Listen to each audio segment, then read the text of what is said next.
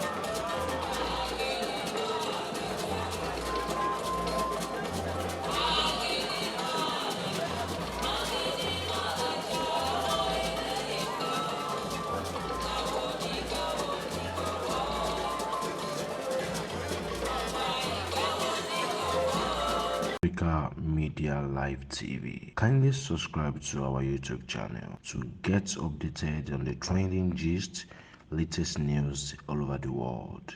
Like our page, subscribe, and share with friends. Thank you.